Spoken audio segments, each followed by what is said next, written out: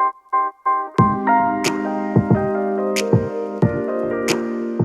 everybody, welcome back for another video. We're going to talk about how to avoid hitting it on the toe of the club face if you're someone who struggles with hitting the toe often when you hit the golf ball. So usually when people hit the toe of the golf ball, it's typically because they stand up the upper body too much in the downswing. So you can see when we set up, we probably don't set up with the ball on the toe. Most of us set up with the ball in the middle of the face, okay? So now, if you're someone who goes into your toes in the backswing, you may be someone who tries to fix it by going way back and you start standing up. That may go into your toes, but that's not likely.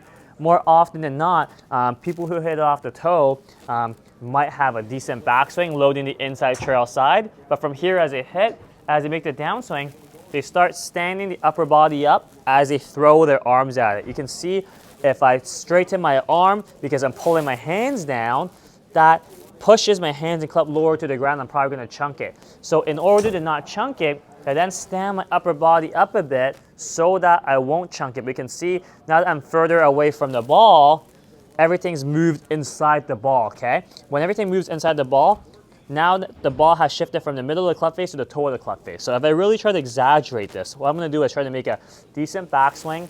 From here, I'm going to throw my arms and stand my upper body up at it, and we'll see what happens. Big exaggeration here, okay? That was a toe shank. You guys are going to be able to see big shot off the toe. So now, to fix that, we have to make sure you maintain your inclination to the ground, okay? By maintaining your incline, you guys can see when we set up where our upper body has a certain amount of inclination to the ground because through via our hip hinge.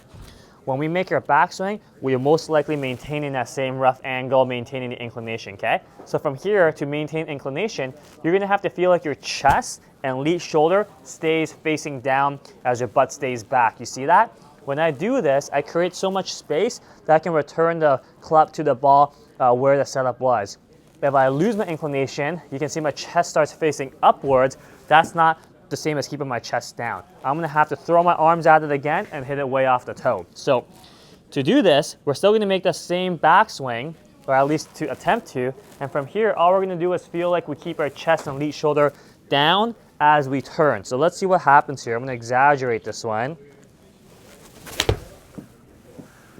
And that felt pretty solid off the face. We'll see what the GC quad shows us.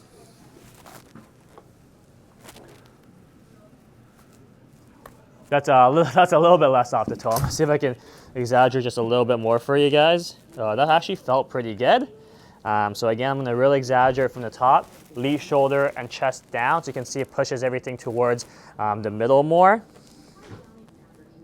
Oh, there we go. The lighting, I think, might have messed up that a little bit. That felt more closer to the heel than the last one. Yeah, so you guys are gonna see the ball is much more closer to the middle on this one.